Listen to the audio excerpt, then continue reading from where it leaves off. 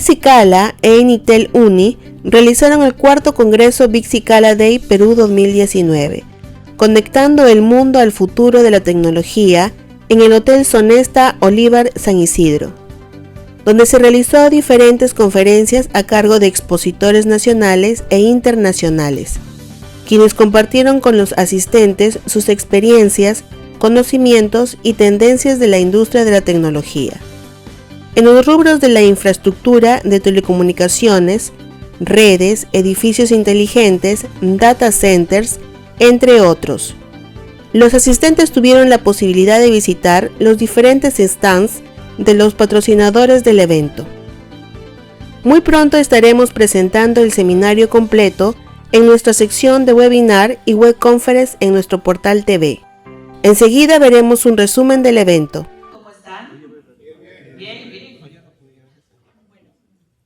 Bienvenidos a este cuarto evento de Bixi, el Bixi Day Perú 2019, con el tema Conectando al Mundo al Futuro de la Tecnología. Bueno, yo creo que ya varios me conocen, pero me vuelvo a presentar. Mi nombre es Rosalia Zárate, soy Country Secretary de Perú para Bixi y voy a tener el placer de acompañarlos durante todo el día como su maestra de ceremonia. Durante este día tendremos la oportunidad de actualizarnos, compartir valiosas experiencias y ampliar los conocimientos gracias a las empresas que nos acompañan como patrocinadores y al conocimiento de los destacados conferencistas internacionales que este año nos acompañan. Bueno, no quiero hacerlo muy largo esto porque ya se nos vienen todas las presentaciones y quiero presentarles a nuestra presidente de CALA, la señorita Betty Beso, que hoy nos acompaña para la conferencia. Muchas gracias. Y felicitarlos porque esta es la cuarta entrega de este evento y no es fácil tener esta aprobación de los profesionales de la industria de los TIC de esta manera que lo hemos tenido año tras año y el éxito que estamos viendo este año también. Les comento que Bixi en sus muchos años de operación y su visión general somos una asociación sin fines de lucro. Lo que significa es que en los Estados Unidos no es una organización que está para ganar dinero, sino que todo se reinvierte en las operaciones de los diferentes programas que tenemos. Nuestro propósito principal es impulsar el avance de las comunidades TIC. Y no, yo no leo nunca todos los slides, así que ustedes o lo leen o después me preguntan y yo les comento. Nosotros ofrecemos conocimientos técnicos, desarrollo profesional y acceso a las comunidades globales. Bixi sí comenzó en los Estados Unidos, pero rápidamente nos comenzamos a mover a través inicialmente de CALA, que he tenido el orgullo de participar con ellos por muchos años. Y ahora ustedes van a ver después un mapita donde indica dónde estamos a través de todos los países. Los segmentos, bueno, es que nosotros tocamos todos los segmentos, como quien dice, porque hacemos diseño, hacemos instalación también. A veces se nos olvida esos recursos tan importantes para nuestros instaladores. Y acuérdense que Bixi en sus manuales pues es agnóstico, como quien dice, ¿no? Nosotros no estamos asociados a una marca específica, sino que nos dejamos llevar por esos estándares y normas de la industria. Cuando usted repasa nuestros manuales, usted está aprendiendo información que la puede utilizar con cualquier producto. Y tampoco somos competencia con otras organizaciones u otros organizadores de manuales y estándares, porque somos complementarios. Entonces, nuestra normativa peruana va a ser a través de los tipos, que van a ser compatibles con Bixi y van a ser compatibles con ISO. O sea, ese es el criterio que se ha adoptado por acuerdo del comité. Esta es la norma ISO que estamos trabajándola también, ¿no? Y ya hemos aprobado dos entregables, el de seguridad y el de telecomunicaciones. La parte 1 son los conceptos generales, la parte 2 todo lo que es el cuerpo de la arquitectura, ¿no? La parte 3 todo lo que es energía, control ambiental, telecomunicaciones, sistemas de seguridad y gobernabilidad, que es la parte 7. Tenemos acá los tipos, ¿no? Tipo 0, tipo 1, tipo 2, tipo 3, tipo 4, que son los que van a primar en la norma técnica peruana que se está planteando, ¿no? De una vía, de dos vías. Claro, ¿por qué tipo 0? Y lógicamente en un colegio, en Apurímac, que quiera hacer su data center, ¿no? Tenemos que darle un tipo 0, que tiene ciertas características básicas para poder implementar su centro de datos. Que se rompe el mito que el data center es una infraestructura costosísima, ¿no? Porque eso me lo han dicho muchos empresarios o jefes de ministerios, municipios, ¿no? Muy caro es un data center implementar, porque, bueno, depende, pues, ¿no? De la infraestructura que deseas trabajar. Entonces, se está trabajando los niveles desde el más básico, el más sencillo, hasta el más complejo, que es un Tier 4 o un tipo 4, ¿no? Lógicamente que eso es importante. Bueno, la norma que estamos planteando está beneficiando a todas las empresas, consultores, integradores, instituciones públicas y privadas. Sabemos nosotros que la norma va a ser 7 capítulos ISO IS 22237 y una guía técnica, incorporando en la guía técnica todos los alcances de BICSI, ¿no? Porque BICSI va a ser el soporte detallado de la norma, porque la norma ISO es muy genérica, eso es cierto, porque hay que reconocer eso, es una norma que lo cumplen muchos países, es bien genérica, entonces hay algunos vacíos que hay que compatibilizarlo. Y ahí es donde justamente la norma BICSI, ¿no? Va a ser la que va a compatibilizar esa normativa que se está planteando. Eso es lo que hemos quedado con la gente de INACAL, la Dirección Nacional de INACAL, porque en principio iba a ser la norma BICSI nomás, pero dijeron no, pero ¿sabes qué? Queremos un poco aterrizarlo en la realidad peruana. Yo creo que BICSI para nosotros es una norma muy importante, un referente muy importante, por eso que hemos venido acá a compartir con ustedes todos estos nuevos avances que estamos teniendo, ¿no? Lo que se busca es un centro de datos de alta disponibilidad, que sea modulable, desempeño, gestión, seguridad, básicamente en lo que es la parte de la eficiencia operacional en el tema. Desde ya decirles que el data center es la base de todo este desarrollo, señor. No lo decimos nosotros. Si queremos hacer banda ancha, el Big Data, Internet de las cosas, o el co-compute, o el edge computing, si no hay un data center, señores, estamos hablando solamente, como se dice, en la nube, ¿no? O sea que tenemos que tener en cuenta, y eso hay que entender. Creo que todos nosotros estamos en esa línea, ¿no? La transformación digital. Y ese es el tema justo que quiero tocar con ustedes. Porque la transformación digital va a estar integrado en varios escenarios. El 5G, la fibra óptica, ¿no? Todo lo que corresponde al Wi-Fi, WiMAX, todas las características inalámbricas que tenemos en cuanto a lo que son servicios para lo que son las ciudades inteligentes. Tenemos que ver que implementando una transformación digital, ¿no? Se puede alcanzar un PBI adecuado. Miren, este es el PBI del Perú, para que ustedes puedan ver, ¿no? En las principales ciudades.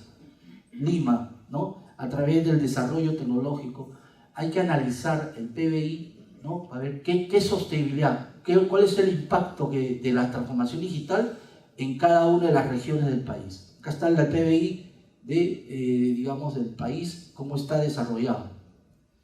El desarrollo, cuántas instituciones, cuántas personas hacen el uso del Internet el día de hoy. El 54% de la población urbana tienen uso de Internet, ¿no? Banda ancha, redes, comunicaciones, ¿no? Nos falta trabajar todavía en esto. ¿Cuáles son el uso de las redes sociales? ¿Cómo se está trabajando a nivel de todos el Facebook, YouTube, WhatsApp, todas las tecnologías? ¿Cómo hay que hacer un análisis, ¿no? Para ver el tema de transformación? ¿Cómo está la tendencia de uso en cuanto a lo que son los diferentes niveles o plataformas? La revolución digital va a estar se está dando, pero miren por etapas, ¿no? Las edades, el 60% son usuarios de Internet, pero ¿entre qué edades? Miren las edades, el porcentaje, ¿no? Estamos hablando, si queremos hablar de transformación digital, tenemos que evaluar cuál es el segmento que realmente va a utilizar la transformación digital. No hay que hacer transformación digital solamente para unos, para pocas personas. Tiene que ser de forma masiva a diferentes sectores. Acá hay algunas aplicaciones de transformación digital o seguridad, ¿no? Que se están haciendo en el país, ¿no? Que están basados en estos elementos, seguridad ciudadana, revoluciones a través de salud, telemedicina, etc. Pero son casos aislados. La evolución, el diagnóstico que tiene que darse en las ciudades inteligentes para poder generar un poco la... En el comité técnico de INACAL sobre el centro de datos ya hemos hecho el primer entregable oficial, digamos, a la Secretaría Técnica sobre el punto de seguridad en los centros de datos. Como dijo Francisco, ahorita ya hemos pasado todo lo que solicita y requiere INACAL sobre el tema de consulta pública. Está ahorita en el comité permanente de normativas y esto, si sigue el curso correspondiente, debe estar, digamos que para aquí un mes debería estar a disposición de todos ustedes. Solo voy a tocar puntos puntuales de lo que hemos tratado de manejar en el tema de seguridad. Lógicamente que hay el tema de seguridad de protección contra incendios basado a normas internacionales, porque todo está enmarcado bajo la ISO IEC. Hemos visto el tema de, digamos, para el tema de extinción, tema de detección, se ha visto el tema de seguridad física, justo lo que vamos a manejar rápidamente en estos minutos. El tema de básicamente las capas. Hay un tema importante que es, por ejemplo, en el caso de la norma BICSI, porque es una norma que refiere a una norma europea, la AN 50600, se ha venido viendo sobre las 4 capas, que las vamos a pasar puntuales solo para verlas rápidamente. Estos son los modelos. De repente ustedes lo conocen como la técnica o el modelo cebolla, ¿no? Si nosotros agarramos una cebollita, vemos que dentro está el corazoncito y lo vamos cortando y aparecen capas, distintas capas. Lo que se ha querido trabajar aquí en base a la norma ISO IEC y está contemplado en este proyecto de norma técnica peruana, escasamente este modelo, el modelo de las capas físicas. En este caso son 4 capas para ver, digamos, de cómo voy a poder proteger lo más valioso que hay en un centro de datos, que es la información. Lo que a nosotros nos preocupa a toda la gente de TI o lo que estamos vinculados es la información. La información es lo que vale mucho, ¿no? Si se va o perdemos esa información, prácticamente se nos cayó, digamos, la organización, ¿no? Imagínense que a un banco toda la información lo pierdan, ese marco se puede ir hasta la quiebra. Entonces, eso es lo importantísimo que para nosotros lo más valioso. Entonces, la idea es cómo debemos de proteger, de dónde debe partir nuestra protección. Básicamente, solo aquí en el cuarto de cómputo, no, la protección debe partir desde mucho más allá. Es más, si fuera en este hotel, desde el estacionamiento, desde ahí ya empieza nuestra primera capa de seguridad física para proteger esta información. Entonces son, digamos, espacios que vamos a ir protegiendo. ¿Qué cosa es lo que vamos a contemplar dentro de esta protección? Todo lo que nos pueda brindar la tecnología, todo lo que nos pueda brindar el mercado, sea a través de sensores, a través de circuitos cerrados de televisión, etcétera, etcétera. Entonces, básicamente, lo que vemos en la parte, digamos, izquierda, nos habla el modelo de protección de 4 capas físicas dentro de lo que es una edificación, desde donde partimos la primera protección, que es la clase de protección 1, es el primer espacio de protección, como acabo de mencionar, con todas las herramientas que nos brinda la tecnología y el mercado. Una vez que hemos pasado ese espacio, nos vamos a la segunda clase de protección.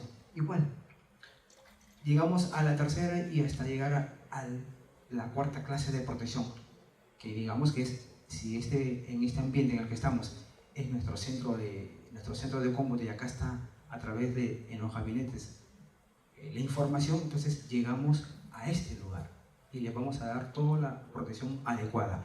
En el segundo punto que vemos al lado derecho es algo similar, la única diferencia es como que fueran 2 cebollitas. Es como si fueran, digamos, más de una sala blanca, y lo que vamos a hacer es lo mismo, es del mismo edificio.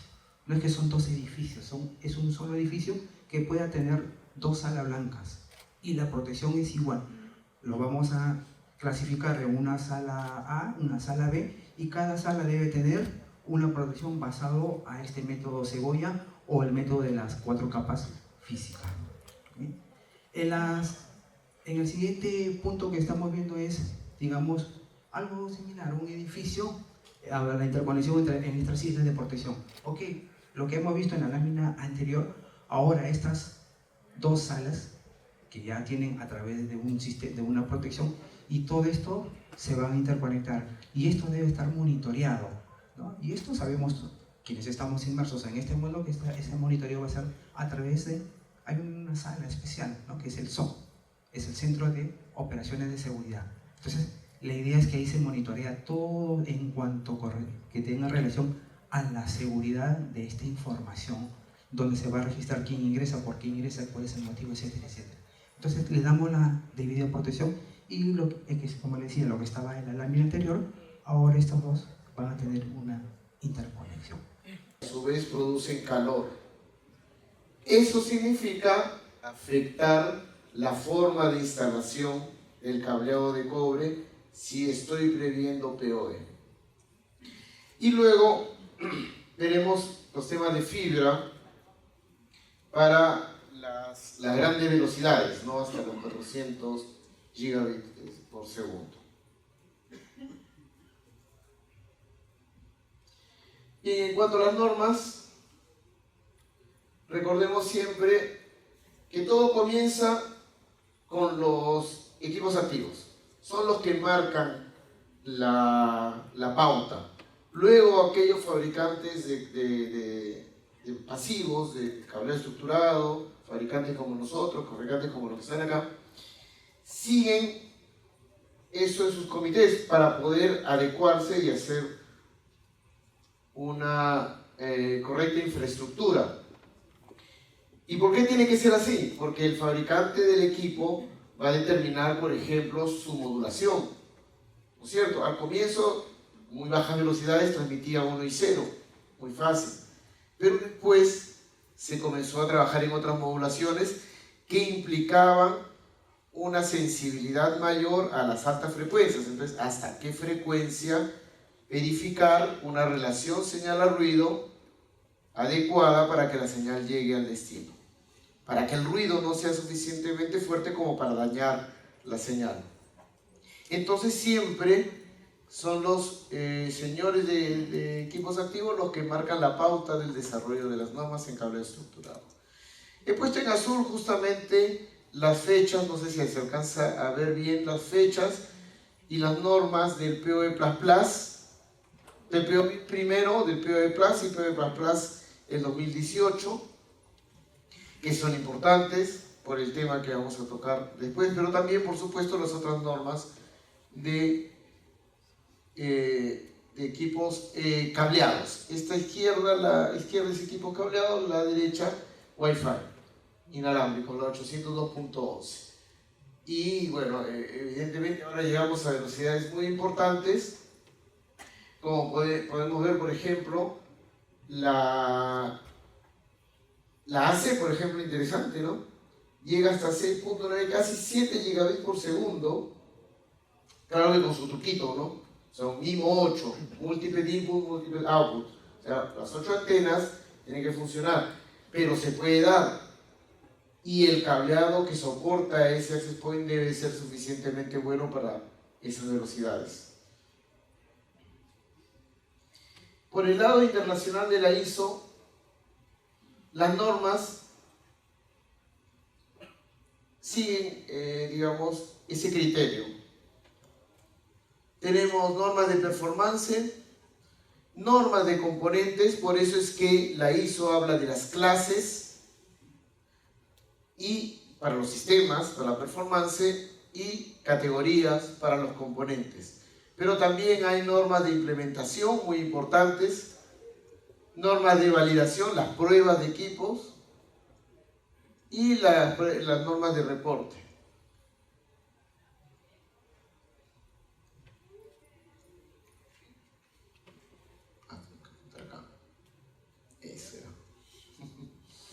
Bien, entonces, por ejemplo, es interesante ver que algunas se están modificando justamente por esas nuevas tendencias. Este es interesante, por ejemplo, se está trabajando con las nuevas tecnologías, como por ejemplo el MPTL, por ejemplo, se está trabajando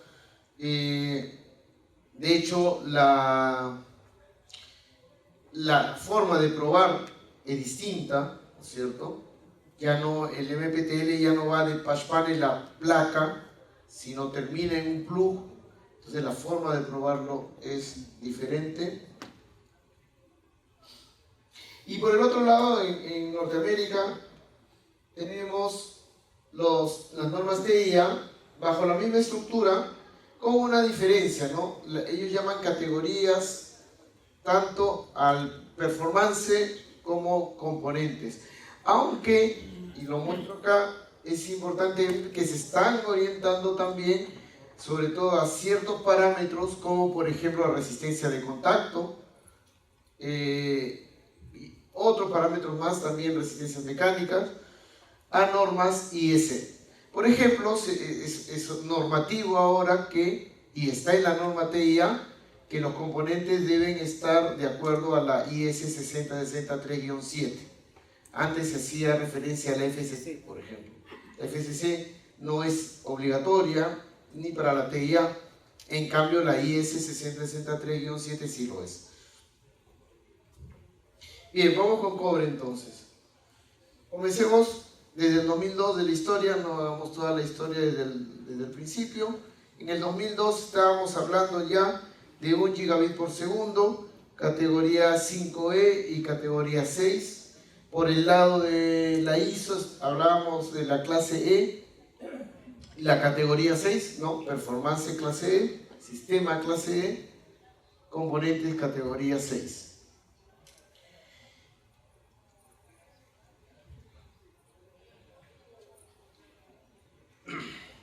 Perdón.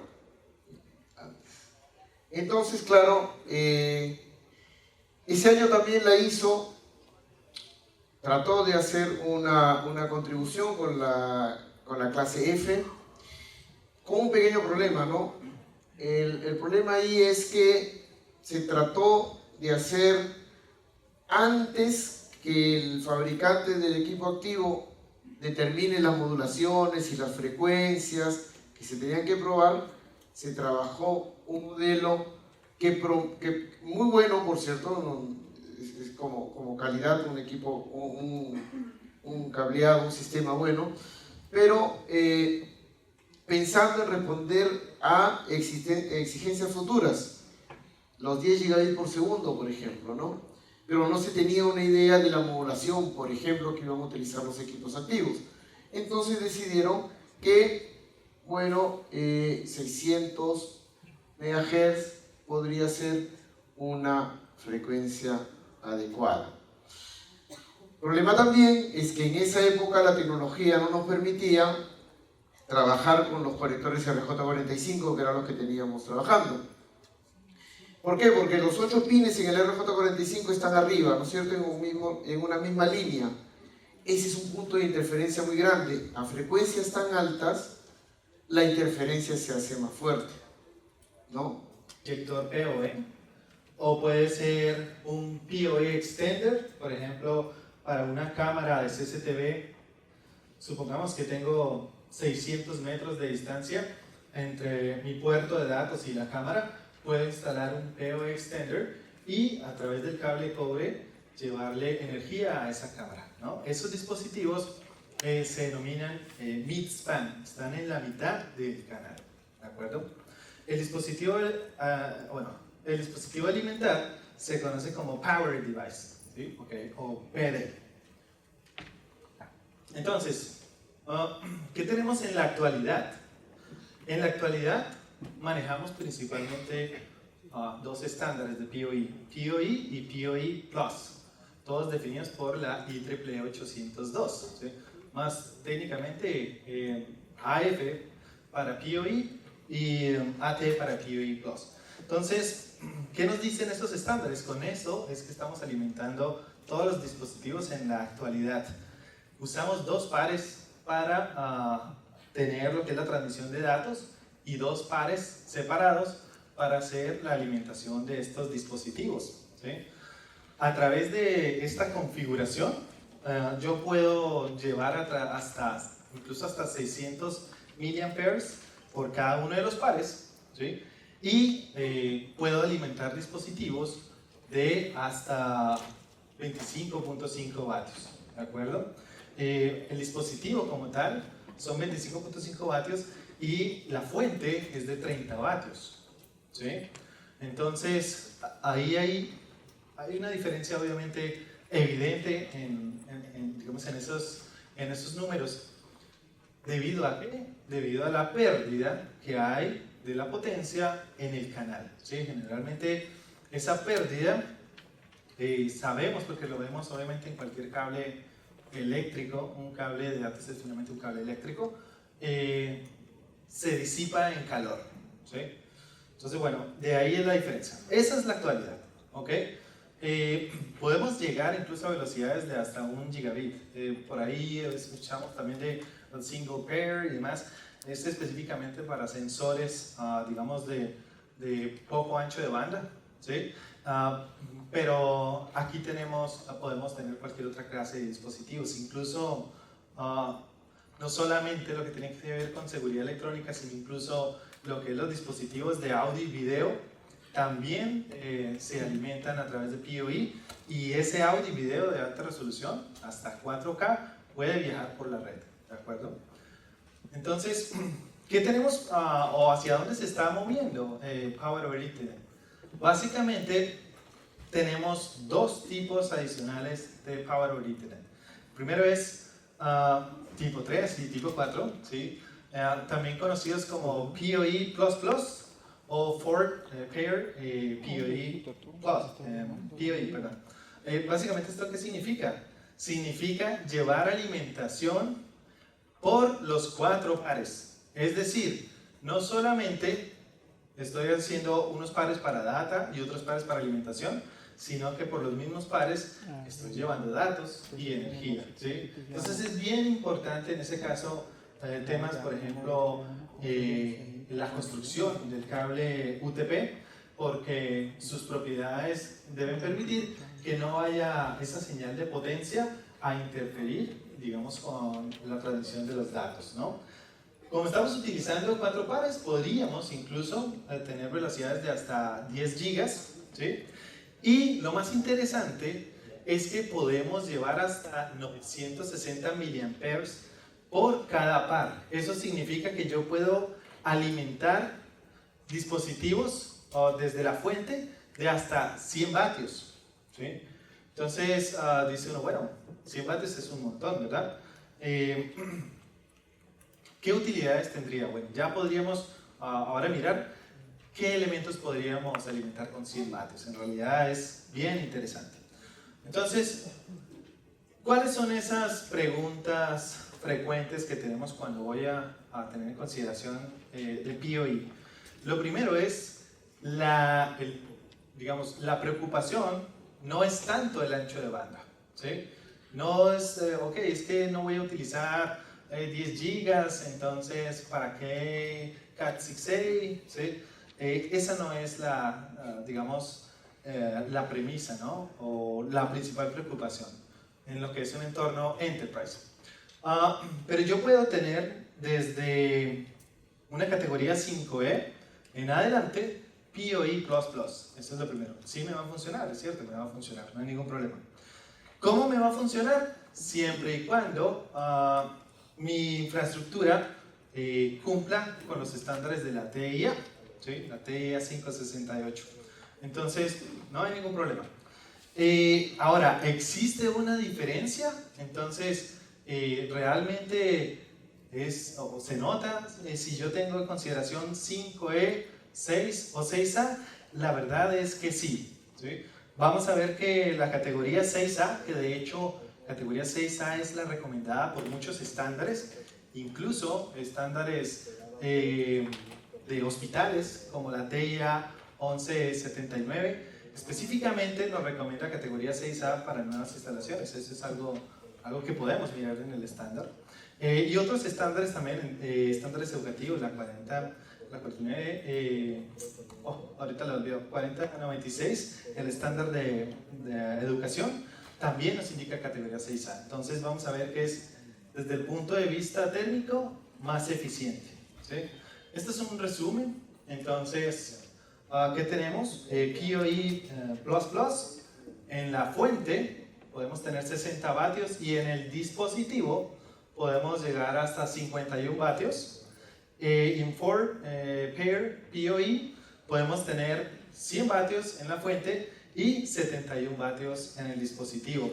Este es un estándar que ya fue ratificado el año pasado, ¿sí? Entonces ya está vigente, ¿de acuerdo? En la actualidad ya tenemos estos 4 tipos de PoE, ¿sí? Hay otros también, incluso como HDBaseT, que también se pueden alimentar con PoE, pero no están todavía ratificados oficialmente. Entonces, ok, ¿qué hago yo con 100 vatios? ¿Sí? ¿Para qué me sirve eso? Bueno, ahí tenemos en esta gráfica. ¿Qué hice con 15.4 vatios? Pude alimentar, bueno, mi teléfono IP, pude alimentar los primeros Wireless Access Point, pude alimentar los dispositivos de control de acceso, ¿sí? ¿Qué hice con PoE Plus? Hasta 30 vatios. Pude alimentar ciertas cámaras, ¿cierto? Pude tener mis minidomos, ¿sí? Pude alimentar otros elementos de control de acceso, sensores, etcétera, etcétera, ¿sí? Ahora, ¿qué puedo hacer yo con 60 y 100 vatios? Con 60 y 100 vatios, en realidad, yo puedo incluso alimentar una computadora, ¿sí? ¿Cuánto consumen las laptops que todos manejamos? ¿Sí? Están del orden de los 45 vatios, 45, 60 vatios para los más grandes, ¿sí? ¿Cuánto consume una PC? Estamos en ese rango, ¿sí? ¿Cuánto consume un monitor? ¿Sí? ¿Cuánto consume o cuánto consumirán los nuevos Wireless Access Point que van a salir ahorita en diciembre con Wi-Fi 6? ¿Sí? En realidad, con PoE++ puedo alimentar esos dispositivos, ¿sí? Entonces no se les haga raro que en el futuro no tan lejano, ¿sí? Incluso puedan pedir si su computadora venga con solamente la alimentación por el puerto de red o si tengan el famoso cargador, ¿sí? Entonces son muchas cosas que yo puedo hacer. Una de las cosas más interesantes es algo que ustedes vieron ahí, que es la iluminación LED PoE, ¿sí? El hacer esto, como les digo, ¿qué es lo interesante? Es que no necesariamente lo más interesante es que lo pueda alimentar todo a través de un cable de red, ¿cierto? Sino que la luminaria se vuelve un hub de sensores. Entonces, hay algunos incluso proyectos donde pueden tener todo tipo de sensores de presencia, de ocupación, de disparos, ¿sí? En un campus, a veces eso es importante.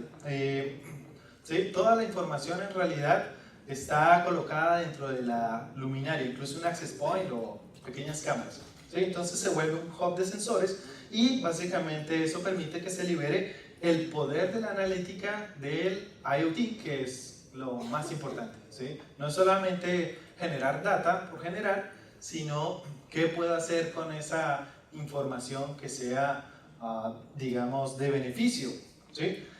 ¿De beneficio para quién? ¿Sí? De beneficio para el edificio, ¿sí? En primer lugar, sí, es necesaria la eficiencia energética.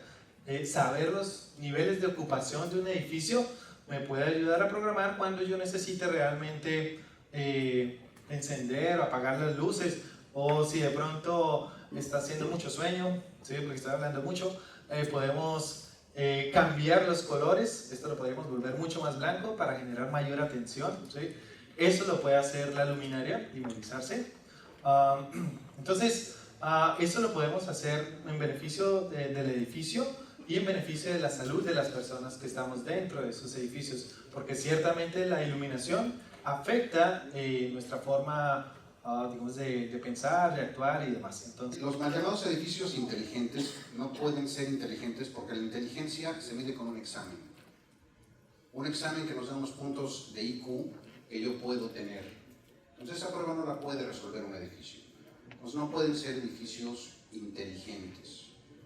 Y el problema viene de las traducciones al español. Un smart building es un edificio, o más bien, la palabra smart es algo que se traduce al español igual que intelligence. Entonces, un smart y un intelligence en español sigue siendo inteligente. Pero alguien smart o algo smart es algo que adquiere experiencia. Y un edificio sí puede adquirir experiencia. Entonces, no he encontrado una palabra para llamar smart a los edificios en español, pero los mal llamados edificios inteligentes son aquellos que adquieren experiencia. ¿Y para qué adquieren experiencia? ¿O por qué adquieren experiencia? Y normalmente, en aras del tiempo, prometo no salirme mucho del tema. De los mal llamados edificios inteligentes, ¿cuáles son las tendencias? Y lo han escuchado durante todo el día y lo han escuchado durante muchos años. La parte de la nube, me sorprendería que alguien aquí no supiera dónde queda la nube. Eso déjenselo a gente que hace revistas de moda, revistas de espectáculos, a algunos políticos que tenemos en algunos de nuestros países, donde todos sabemos que la nube o la nube, que es un buen término de mercadotecnia, es al final del día un centro de datos. Y ahí está almacenada toda nuestra información. La parte de IoT también lo han escuchado hasta el cansancio, y la parte de la convergencia IP. Todas estas tendencias está siendo posible habilitarlas gracias a la parte de distribución de energía, gracias a la parte inalámbrica. Ya difícilmente nos conectamos con algún dispositivo fijo a la red, y gracias a IP versión 6. IP versión 4 tenía un límite de direcciones, y es cuando empezamos con los NAT, empezamos con muchas cosas para tratar de incrementar el número de direcciones posibles, hasta que salió IP versión 6. ¿Cuántas direcciones de IP versión 6 pueden existir? Si alguna vez se lo han cuestionado. ¿Cuántas? Y eso en 2 a la 120. Y eso en términos en castellano, ¿cuántos números serían? Son cerca de 340 sextillones. Yo no sabía ni que existía ese número. En otras palabras, alcanzaría prácticamente para asignarle una dirección IP a cada grano de arena que hay en el planeta. Entonces ya todos los dispositivos que podamos inventar por los próximos años pueden estar conectados con una dirección IP propia.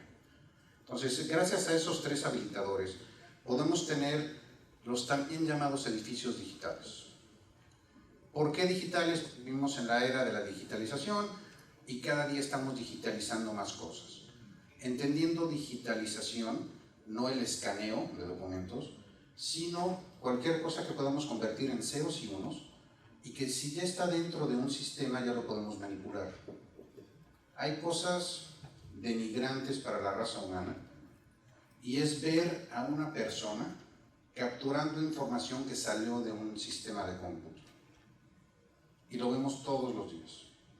Ver gente que captura hojas de Excel, o ver gente que recaptura información que finalmente salió de una computadora.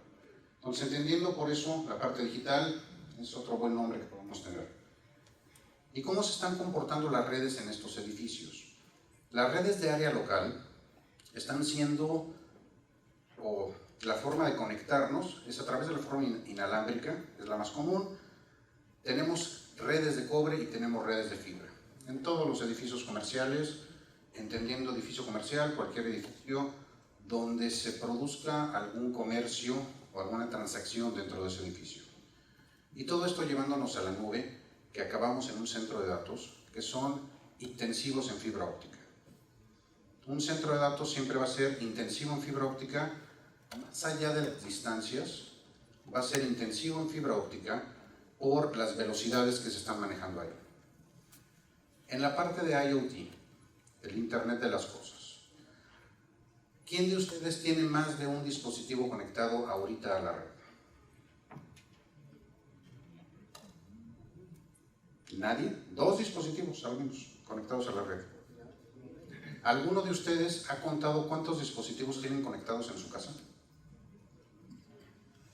Tomando en cuenta, en la casa de ustedes somos una familia de 4, y hay más de 16 dispositivos conectados. Y no son dispositivos de una cafetera, una rasuradora, un refrigerador. Son celulares, son uno por persona, Televisiones, PlayStation, impresora, son 16 dispositivos para 4 personas. Es un promedio de 4 dispositivos por persona. Y ya no nos desconectamos de la red, estamos permanentemente conectados a ella. Y no sé si se han dado cuenta, pero estamos viviendo la 4ª revolución industrial. ¿Qué se necesita para una revolución industrial? Que existan cambios sociales, que existan cambios políticos y que existan cambios económicos. ¿Qué cambios sociales hemos vivido en los últimos años? ¿Cómo nos comunicamos hoy en día? ¿Quién de ustedes no utiliza mensajes de texto, mensajes de WhatsApp para hacer negocio? En la parte de, ahora sí, del negocio, no en la parte de personal. Todos los usamos todos los días. ¿Cómo se conectan las nuevas generaciones? Los que nacieron después del 2000, que tienen hoy 18, 19 años. ¿Cómo se están comunicando? A través de redes sociales, pero cuando es una comunicación personal, ¿cómo se comunican? Perdón. Seguimos siendo, los de generaciones anteriores, los pocos que enviamos un mensaje de WhatsApp, vemos el celular, ya tiene una palomita. Ya nos sentimos más tranquilos, el mensaje salió. Ya tiene 2 palomitas, ya le llegó. Y seguimos, no muy inteligentemente, viendo la pantalla, a ver a qué hora se ponen en azul. O sea, ya las nuevas generaciones no hacen eso. Las nuevas generaciones se están comunicando por voz bajo demanda. Ya no textean, graban mensajes de voz en WhatsApp. Sí, es cierto. ¿Y cuándo escuchan esos mensajes de voz? Cuando están de buenas y cuando quieren. Y la otra parte no está esperando una respuesta inmediata. Yo envío mi mensaje de voz y me lo van a contestar por un mensaje de voz cuando la otra persona quiera. O sea, la comunicación ya no es como la teníamos antes. Entonces ya tenemos cambios sociales importantes. ¿Qué cambios políticos hemos tenido en los últimos años? ¿Han oído hablar del Brexit? Sí. Que todavía veremos. Sí. Elecciones que hemos tenido en los últimos 4 o 5 años en nuestros países. Todos ellos influenciados por redes sociales. Incluso Estados Unidos, con todo el escándalo y toda la mercadotecnia que tiene atrás, hablando de cómo se alteraron, según ellos, gracias a los rusos, los resultados de esas elecciones. Entonces estamos teniendo cambios políticos importantes. ¿Y qué cambios económicos hemos tenido en los últimos años? Servicios que todos ustedes conocen y les han platicado N veces. Uber. Y les han hecho la misma pregunta muchas veces. ¿Uber es dueño de cuántos taxis en el mundo? 0. De ninguno. Entonces, ¿por qué le pago yo a Uber por un servicio de taxi? ¿Cuántas habitaciones de hotel tiene Airbnb en el mundo? Ninguna. ¿Por qué le pago a Airbnb por una habitación de hotel? El flujo del dinero está cambiando. Ya ha estado cambiando desde los últimos años. Yo ya no le pago a quien me da el servicio. Yo le estoy pagando al que administra ese servicio. Y así para muchas otras cosas. Entonces, tenemos cambios sociales, cambios políticos, cambios económicos. Estamos viviendo una revolución industrial.